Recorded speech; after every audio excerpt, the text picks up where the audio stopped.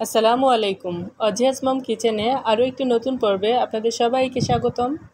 আমার আজকের রেসিপিতে থাকছে চিংড়ি মাছ ভুনা। আমি এখানে 12টি মাঝারি সাইজের গলদা চিংড়ি নিয়েছি। মাছগুলো সুন্দর করে কেটে নিয়েছি। চিংড়ি মাছের ছোট ছোট পা, তারপর লেজের দিকে যে একটা সূচালো অংশ থাকে সেটি, মাথার ভিতর যে ময়লা থাকে সেটি, আর মাছের ভিতরে যে কালো একটা ময়লা থাকে সেটিও ফেলে দিয়েছি। এবার এই মাছগুলো পরিমাণ মতো লবণ, হাফ চা চামচ হলুদের গুঁড়া আর হাফ চা চামচ মরিচের গুঁড়া দিয়ে সুন্দর করে হাত দিয়ে মেখে মেখে ম্যারিনেট করে নিব। চিংড়ি মাছ কাটার একটা সহজ ভিডিও আমার চ্যানেলে দেয়া আছে। আপনারা যারা নতুন চিংড়ি মাছ ভালোভাবে কাটতে পারেন না, তারা চাইলে সেই ভিডিওটা দেখে নিতে পারেন। লিঙ্কটা আমি ডেসক্রিপশন বক্সে দিয়ে দিব। মাছগুলো মশলা মাখানো হয়ে গেলে এগুলোকে এবার ভেজে নিব। মাছগুলো ভাজার জন্যে চুলায় একটি প্যানে সয়াবিন তেল দিয়ে গরম করে নিচ্ছি।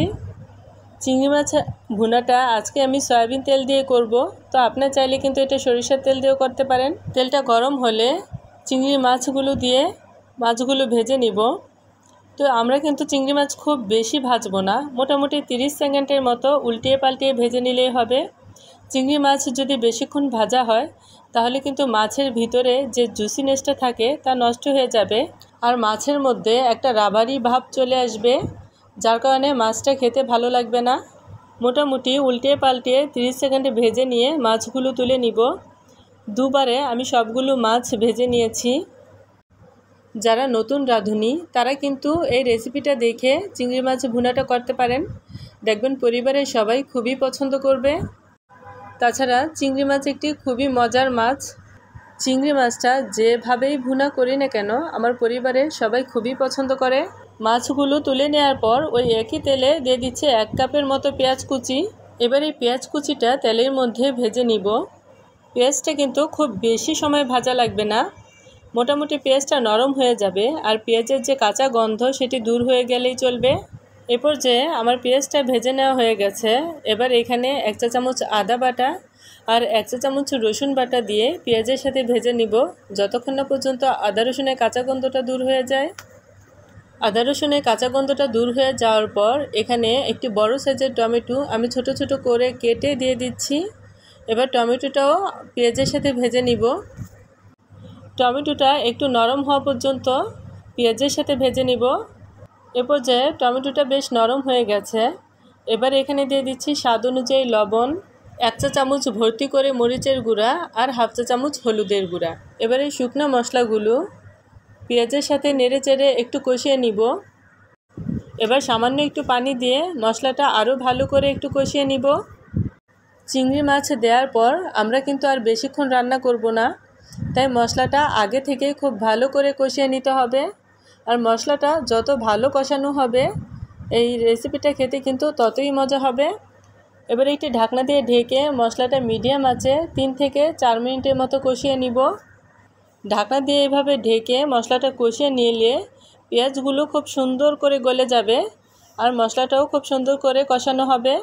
4 মিনিট পর ঢাকনা তুলে আপনাদের দেখিয়ে দিচ্ছি, পেঁয়াজটা কিন্তু এ পর্যায়ে খুব সুন্দর গলা গলা হয়ে গেছে আর মশলাটাও খুব সুন্দর করে কষানো হয়েছে, আর মশলা থেকে চমৎকারভাবে তেলটাও ছাড়তে শুরু করেছে আর মশলাটার মধ্যে চমৎকার একটা কালারও এসেছে। আর ঢাকনা তুলে মশলাটা 2-1 বার নেড়ে দিয়েছিলাম যেন মশলাগুলো পুড়ে না যায়। এবার এখানে হাফ কাপ পরিমাণ পানি দিয়ে নেড়ে চেড়ে মশলাটার সাথে মিশিয়ে নিব আর বলক আসা পর্যন্ত অপেক্ষা করব। যখন এই মশলাটার মধ্যে বলক চলে আসবে তখন আমাদের ভেজে রাখা চিংড়ি মাছগুলো দিয়ে দিতে হবে। এরপর যে আপনারা দেখতেই পাচ্ছেন এখানে কিন্তু বলক চলে এসেছে। এবার আমাদের ভেজে রাখা চিংড়ি মাছগুলো দিয়ে দিতে হবে। চিংড়ি মাছগুলো দেওয়ার পর আলতোভাবে গ্রেভির সাথে মিশিয়ে নিব। চিংড়ি মাছগুলো দেওয়ার পর খুব বেশি নাড়াচাড়া করার দরকার নেই। এবার ঢাকনা দিয়ে ঢেকে 4 থেকে 5 মিনিটের মতো মাছগুলো রান্না করে নিব। 5 মিনিট পর ঢাকনা তুলে আপনারা দেখতেই পাচ্ছেন মাছটা কিন্তু খুব সুন্দরভাবে রান্না হয়ে গেছে। আর চিংড়ি মাছ ভুনায় আমি এরকম মাখা মাখা গ্রেভি রাখবো, এর থেকে বেশি গ্রেভি রাখলে খেতে ভালো লাগে না। আর আপনারা নিশ্চয়ই খেয়াল করেছেন এই রান্নায় কিন্তু আমি কোনো ধরনের ধনিয়া গুঁড়া, জিরার গুঁড়া আর গরম মশলার গুঁড়াও ব্যবহার করিনি। এই গুঁড়া মশলাগুলো যদি চিংড়ি মাছ ভুনায় ব্যবহার করতাম তাহলে চিংড়ি মাছের যে একটা নিজস্ব টেস্ট, ফ্লেভার আছে সেটা আর পাওয়া যাবে না। এবার উপর থেকে 4-5টি কাঁচামরিচ দিয়ে আবারও 2 মিনিটের জন্য ঢাকনা দিয়ে ঢেকে দিব। এই রেসিপিতে বাসায় আপনারা একবার হলেও চিংড়ি মাছ ভুনাটা ট্রাই করতে পারেন। আশা করি আপনাদের কাছেও ভালো লাগবে। আর রেসিপিটা যদি ভালো লাগে তাহলে অবশ্যই একটা লাইক দিবেন আর চ্যানেলটি সাবস্ক্রাইব করে চ্যানেলটির পাশেই থেকে যাবেন। আবারও কোনো নতুন রেসিপি নিয়ে চলে আসব। সবাই ভালো থাকবেন। আল্লাহ হাফেজ।